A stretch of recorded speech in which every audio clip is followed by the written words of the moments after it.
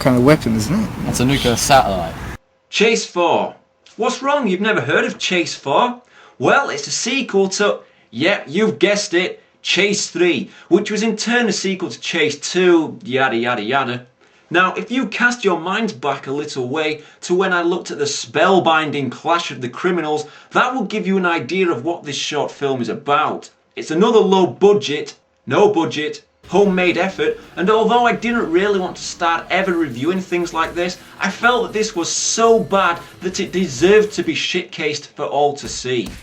It starts off with a nice black and white opening, following some guy around. No, don't go into the body shop for the love of... Oh, thank God. You only ever set foot in those places when you get dragged into them, never willingly. So I'm guessing it's following on from Chase 3. So let's make up our own story so we know what the hell is going on, okay?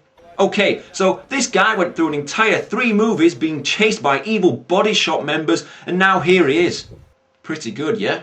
We'll call him Conrad, because funnily enough, that's the star's name. So he meets a young lad sitting in a park on his own, and they discuss some documents that Conrad has in his bag. Now, the audio is a little bit hard to hear at times, which is a shame, but basically the guy asks Conrad, Where did you get these?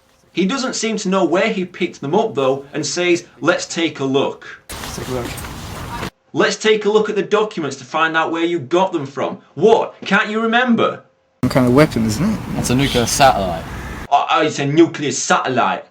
What the hell is a nuclear satellite anyway? So Conrad wants his friend's help, but he declines sadly because he's going away on holiday. Right there and then. So Conrad walks into the train station, and that's those two separated. So Conrad goes to a coffee shop to look over the secret blueprints of the nuclear satellite, when he sees a young kid standing outside. So Conrad runs outside frantically to chase nobody, but it kind of looked good and amusing seeing him run around aimlessly like a twat. Oh, what was I thinking? Chase 4. Fuck me, my career is now over. Unless Chase 5 gets made. So now we get a title saying this. Why not ham it up more and have an annoying voiceover to go with it? Ethan's Holiday, America, 1900 hours. So this must be like one of those video postcards you can send to your family back home. Looks like a nice sunny day in America. Oh wait, what was that noise I heard? I heard a twig snapping in a tree-filled park. How strange, it must mean danger. Too bad you couldn't hear or see the subtly disguised bad guy though. Conrad gets sent a lovely snapshot via text message. Wow, get that photo slapped up onto a dating website for instant success. Then he suddenly has another fit of, oh no, my career is ending badly, before getting his act together and going along to a local car park to spy on 2 12-year-old mastermind criminals. Hey, he looks like Trinity out of the Matrix. He also looks like that 6-year-old kid from Clash of the Criminals. They exchange some words which you can't hear, so they might as well be saying, Trinity, I love you. Fuck you, Neo, I'm going back to the Matrix. Drop dead, bitch. Now, one thing I have to point out about Chase 4 is the amount of walking we get to see. It's like a BBC documentary showing us the benefits of endless walking and what it will do for your health. Watch as our heroes of the show walk to complete their mission. Watch as the bad guys walk around talking about how much fitter they are becoming, and watch as the documentary reaches its anti-climax with a walking session like you've never seen walking before in your entire life. Conrad finally power walks his way to catch the bad guy, beats him up in the most laughable face-off since Commando's end fight between Arnie and Bennett. And do you know those films where a line is used over and over again and it drives you insane? Well, check this out. How many times does our hero ask where Ethan is? You gotta tell me where Ethan is? 1. Alright, where's Ethan? 2. Where is he? 3. Tell me where he is. 4. Where's Ethan? 5. Where is he? Oh, come on, this is ridiculous. If you don't tell me where he is. Jesus Christ. Now where is he? Just stop it! I'm not playing any fucking games anymore. Now where is he?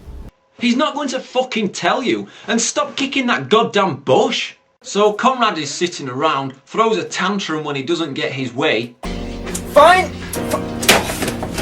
Gets stabbed by some random guy who looks like his partner Ethan. What, is that Ethan? I have no fucking idea. So Conrad phones up some guy for help, who I guess is meant to be some all-knowledgeable boss or scientist, and he's just sitting around wearing shades, wearing a Hong Kong t-shirt. Hey, nice ponytail, you goon. He looks kind of familiar. Good God, it's me! When the hell did this happen? Well, let's re-evaluate this scene. My character is obviously the most important character on show, hence why he's sat on his own, because he doesn't want to be associated with the scummy pissant soldiers in this film, and he has all the answers for Conrad, and he even calls him an arsehole, so that is obviously the sign of a great and inspired leader. Good luck, asshole. Great cameo, and that gives the film some much needed energy, not to mention credibility. Great Hong Kong t-shirt, great shades, love the ponytail. Now if anybody is interested in my services, I am available at a very reasonable price, and I'm currently having a special 200% offer where you pay me double the money and I tell you that I'll put in double the workload, but I don't really, and then I just run off with twice as much money in my pocket. So don't delay, call today. Now, where was I?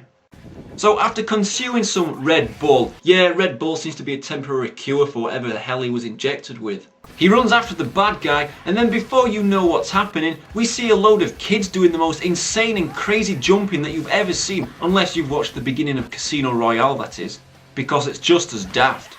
Perhaps this is representing how Conrad's brain is working after being drugged, or it's some kind of dream sequence of psychedelic meaningless crap, but who knows. So the guy is shot, and Conrad finds a random needle in a bag, which he injects himself with, hoping it to be the cure. Got an antidote.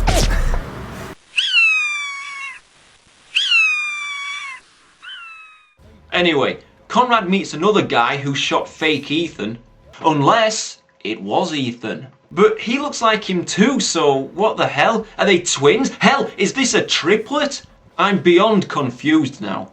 So they follow a spy, who is obviously a spy because he's blatantly taking obvious photographs of you. They follow him to some arcades or something, stab him with some memory loss drug, they decide to take down some organisation and, oh look, a change of clothes there between cuts.